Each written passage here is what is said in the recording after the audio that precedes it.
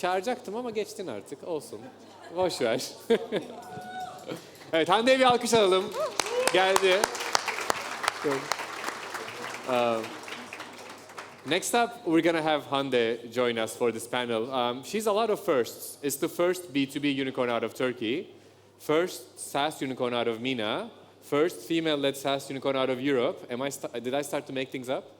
You know what? I don't know exactly the first. It's marketing's job, so I think it's your first time as a unicorn. Yeah. A lot of firsts. Perfect. Let's do this.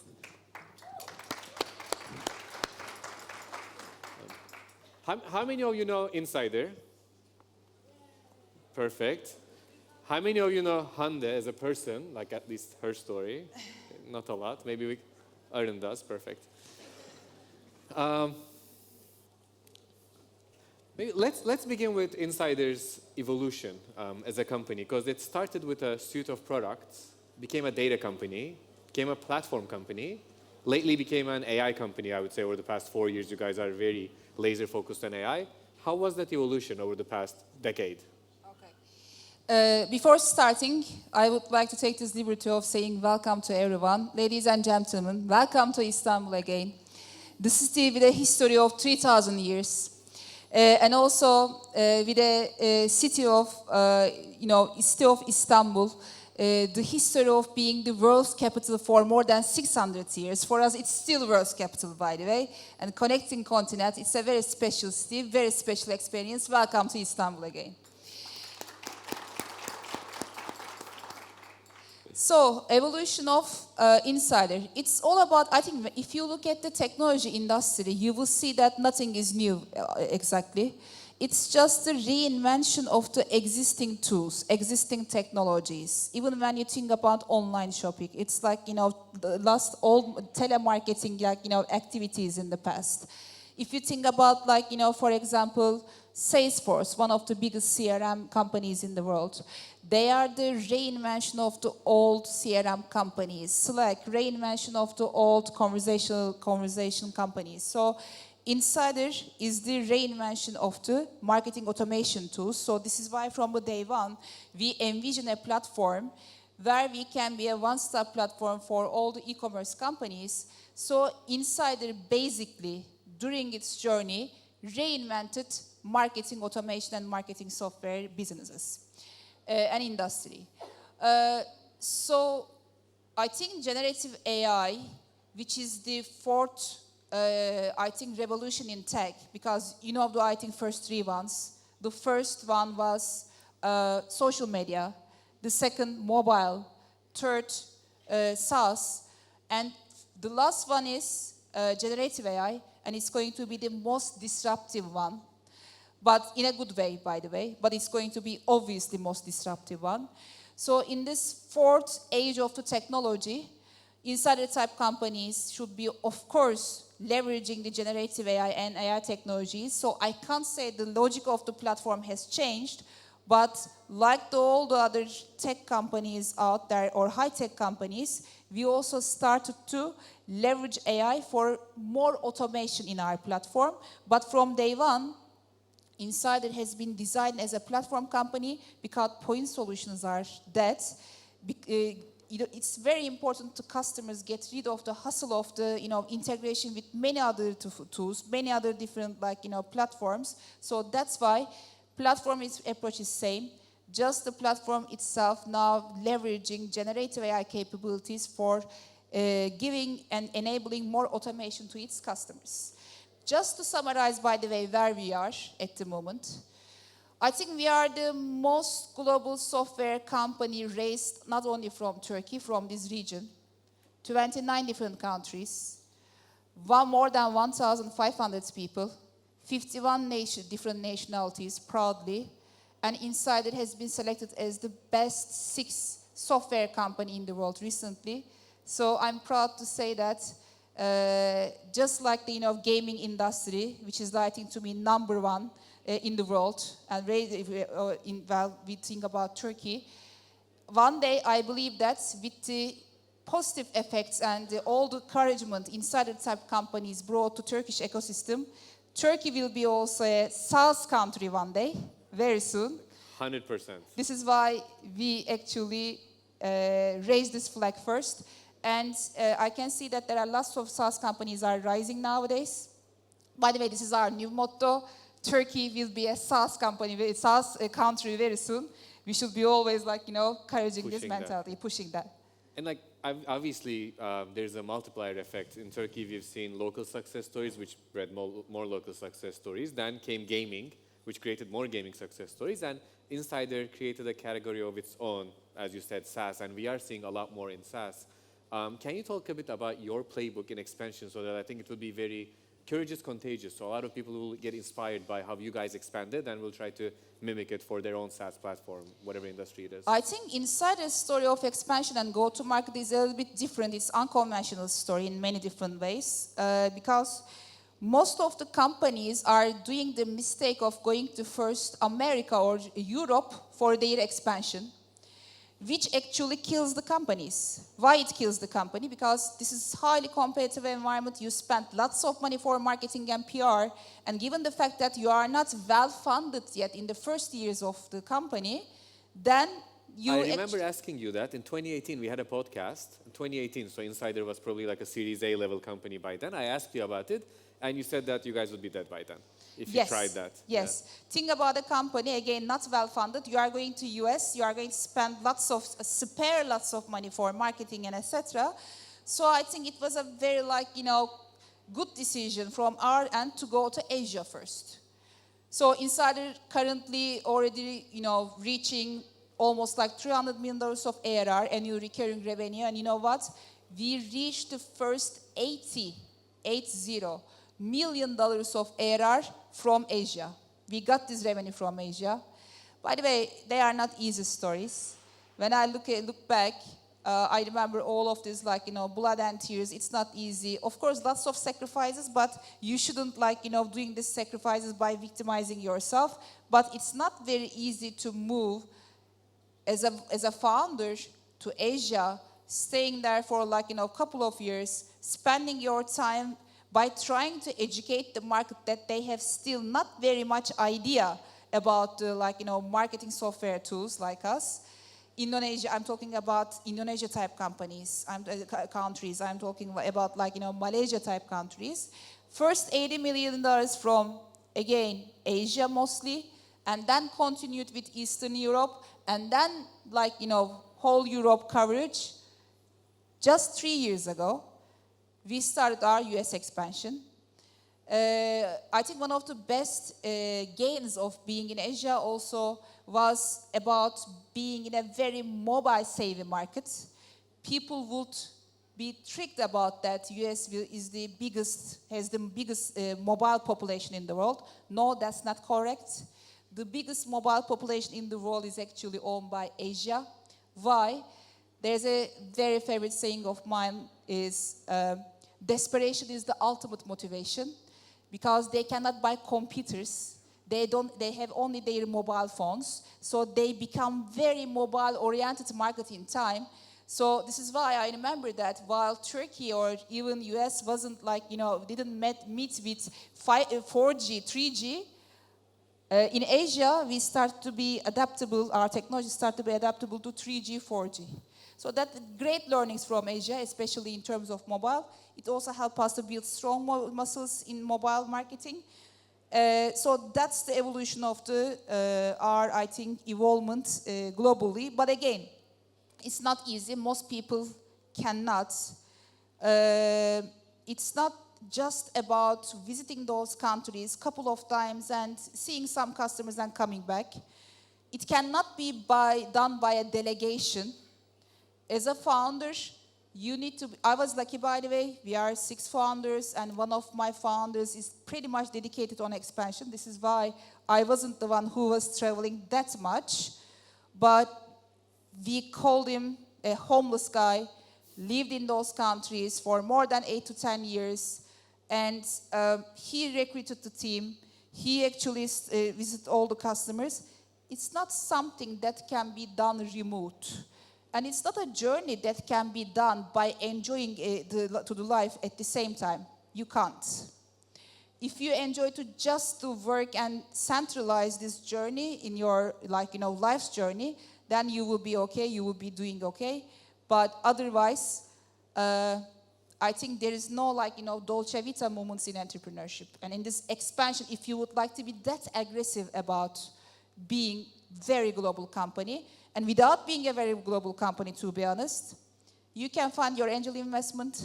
You can maybe, if you are lucky enough, find you find your Series E. But after Series B, you will be stuck. And then, without being global, it's not very possible to be successful. And you started in a very hyper-competitive space, marketing tech in It is. general. It's an established space. I guess that was a conscious decision. You wanted to go where customer demand already existed. And then, while moving from market to market, you went to markets that are unpenetrated, yet demand is there, until you reached a certain threshold where you felt confident enough from a resource perspective, product maturity perspective, that you started to target UK and US, which was about 5 years ago. Correct, to some extent. Why to some extent, by the way? Sorry to interrupt you. Because there was a demand in the market, but it wasn't very definite in some countries in Asia, because we have also created demand, because we have educated the market. But there were some countries like Singapore, like Korea. There was a demand, there was a competition at the same time. I remember some of the accounts, for example, one of our top accounts, Singapore Airlines, or Samsung in, let's say, in Korea. In RFPs, it's Hall of Fame. You have Salesforce, you have some of the other competitors of Insider. So that's why, yes, at the same time, we educated the market, we created demand, and there was a demand, but there was less competition. But in certain countries, we also started to face this competition. But what was the threshold that gave you the courage to expand to the UK or US? I mean, did you have a mental threshold where you're like, oh, we need at least 50 million in the bank to target the US? It might be monetary, it might be product maturity, customer base, I have no idea. Great question. I think it was all about being kind of not, because a startup can never be well-funded. But after, I think, our Series D, or just at the time of our Series D, which was a round dedicated especially for US expansion and also M&A, because, we are looking for some companies, we already acquired one. Yeah. And then currently we are working on a very big acquisition if we can make it happen. But I had no idea. You shouldn't now. Okay. You shouldn't have any idea now. It's just the beginning, but we will see. So I think being well-funded is important, and it's all about understanding the point that you have good metrics, proven track record with the customers. You learn how to make your customers happy. Then, and also localization is important, because US is a very special market with a very special localization demands. So I think that was the point, that you grow the team, became a little bit more funded, and then you are ready to take your products to US. By the way, I have a confession. I will be very, very okay to share it, because, there are lots of great things about Turkey, by the way, ladies and gentlemen, because Turkey is a very special country with lots of stories. And you know what? In today's world, people buy stories, right? If you even go to an investor, think about your first angel investor, even Series A. They don't even understand the product 100%. They just invest in the stories.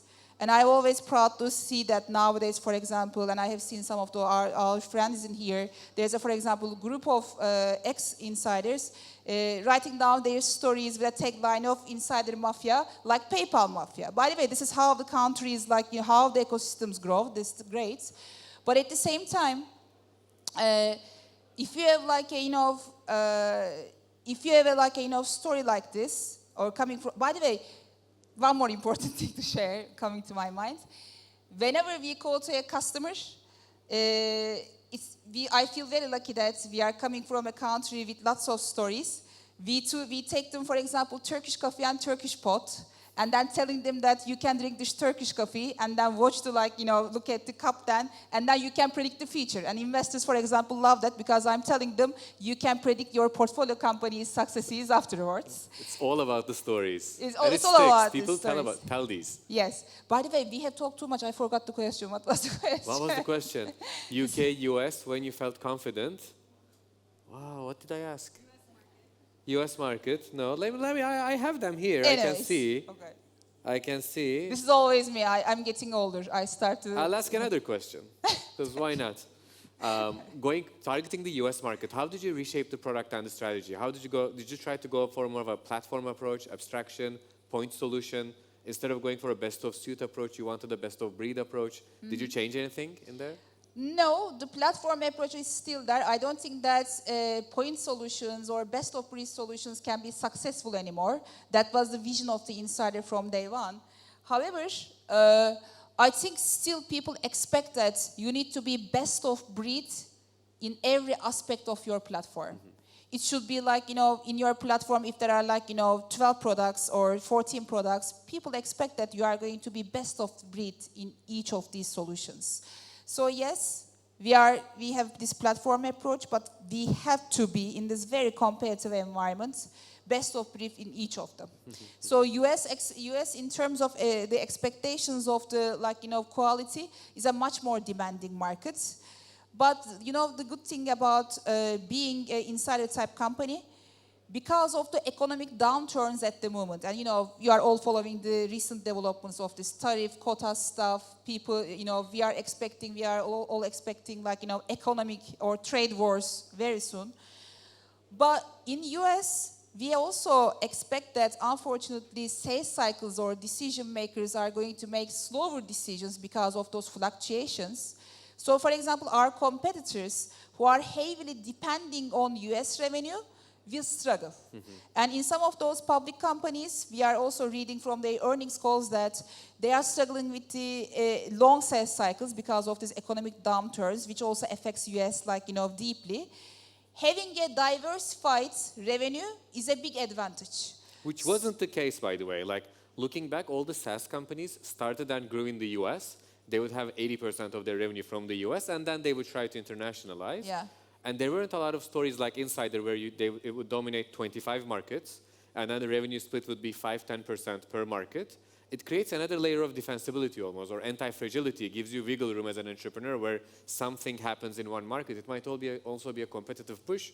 You can quadruple down on this other market where you're already Correct. There. And nowadays, in this competitive environment, still, although revenue diversification is important, I think differentiation itself. By the way, when I say differentiation, when I say I don't know, AI, they may sound like still fluffy. They already start to become buzzwords, but at the end of the day, you should really have a certain differentiation.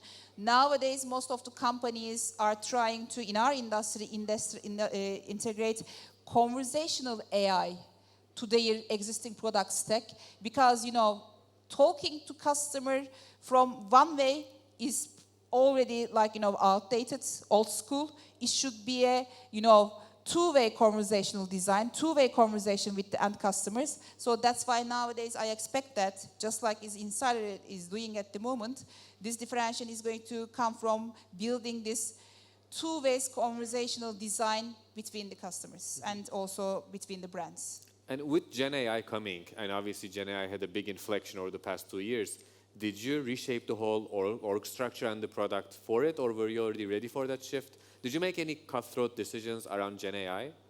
I think it's just all about the distribution of the resources. Companies like Insider, to be honest, we cannot get we cannot leverage consultancy companies like research, etc. But there's one reality, because we have another realities. But there is one reality, one of the approach of McKinsey that I like. In your company, 60-70% of your resources you should be always allocating to the what brings the revenue. 20% feature, minimum 10-20% moonshot projects. Always the resources allocation should be accordingly. For the last, I think, 7 years, we have been already investing in the moonshot projects. I have that on the podcast also from 7 years ago. You told me that. It's recorded where you said that you're investing more into moonshot projects around AI.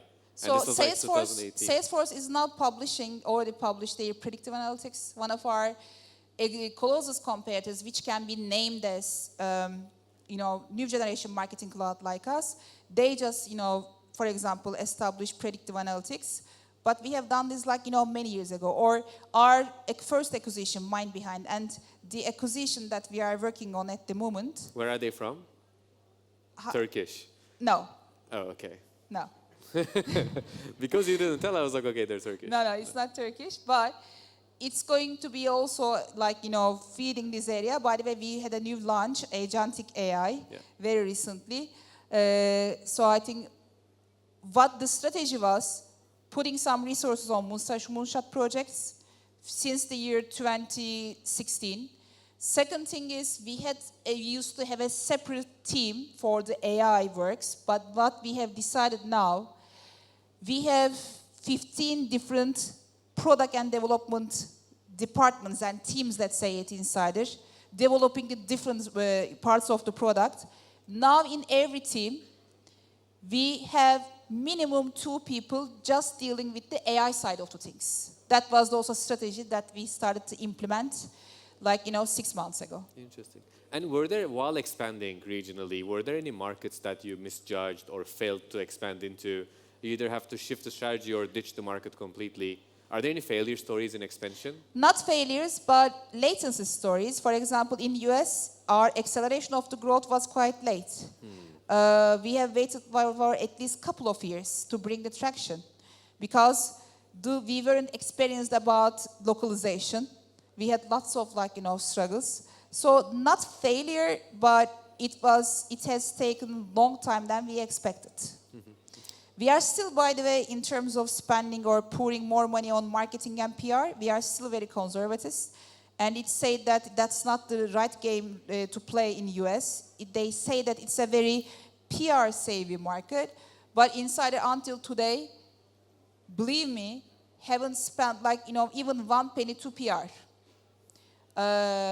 Yes to marketing for sure, digital marketing and, other type of lead generation stuff, but not to PR. But I think we have to do is also starting from this year because I think when people ask me about the definition of success, I don't find Insider successful at the moment, and I don't find myself either successful at the moment.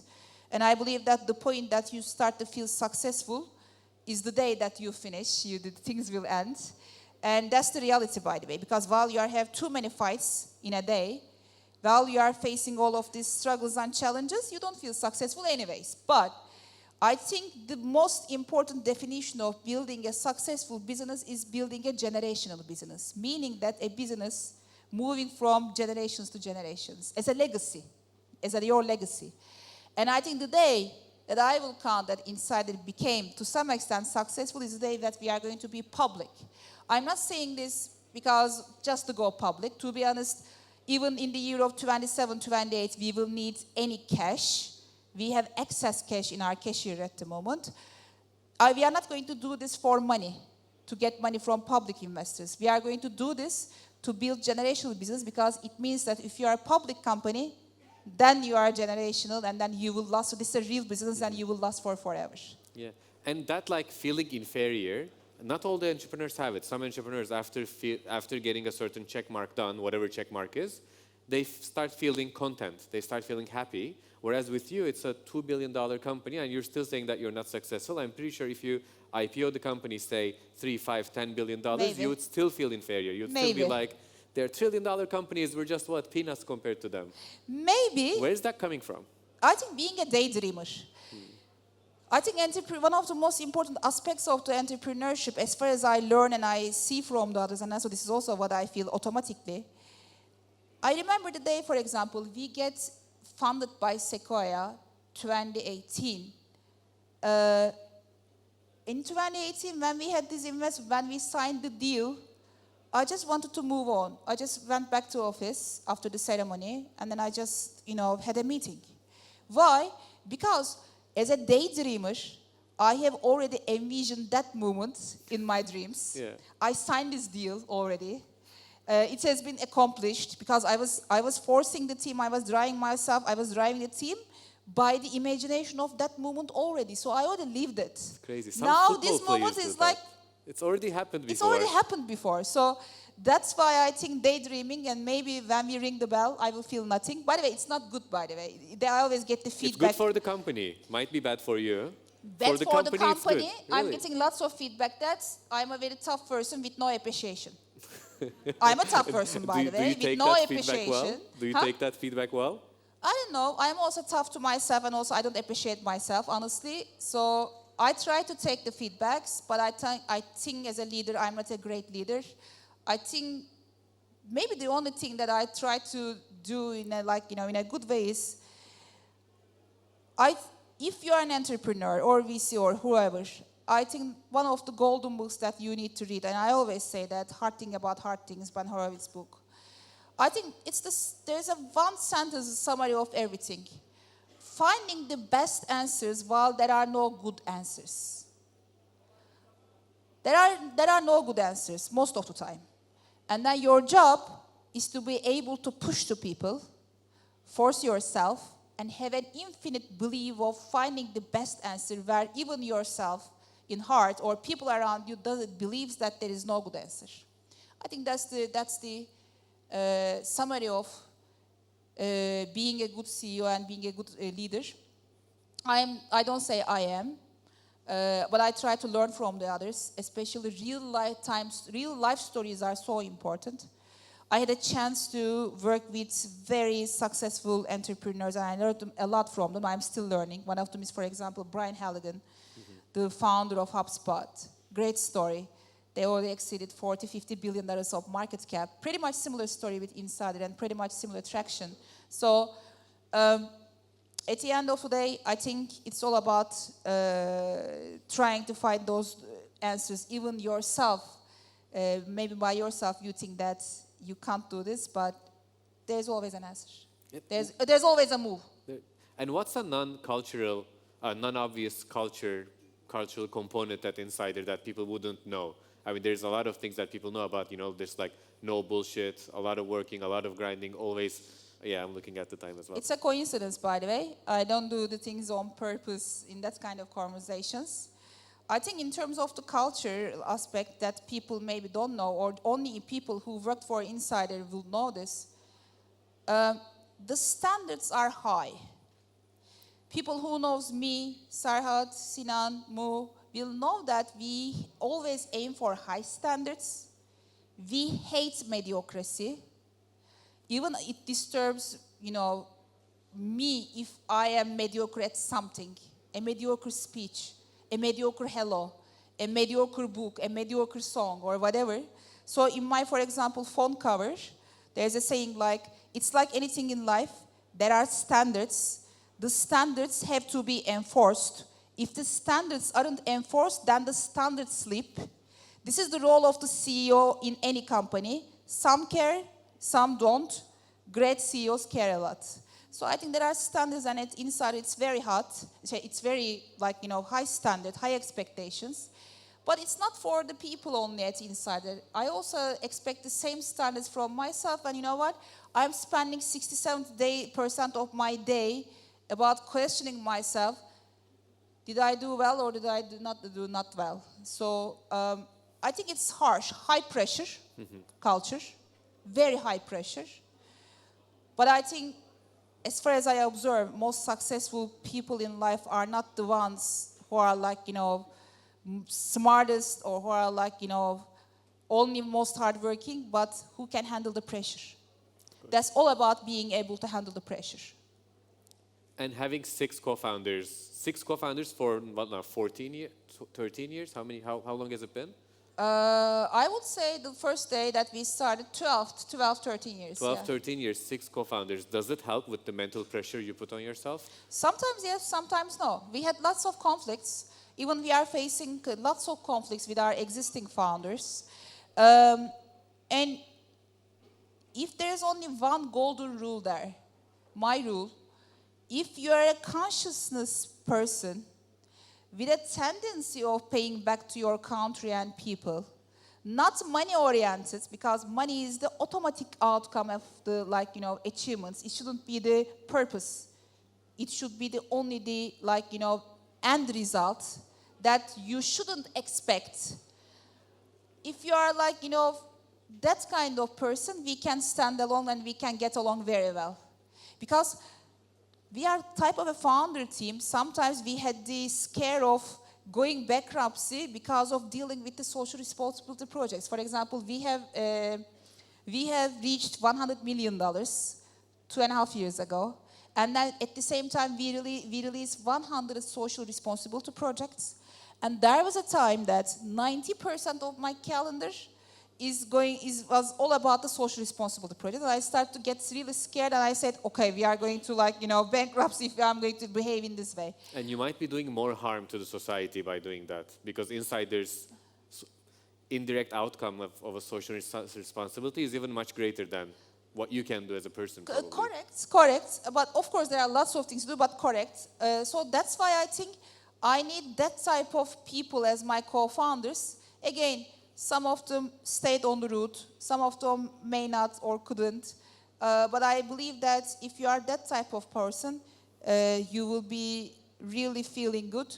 But culture is something that you can think like, maybe good for you, but maybe not for me. Maybe Insider's culture is not also for everyone.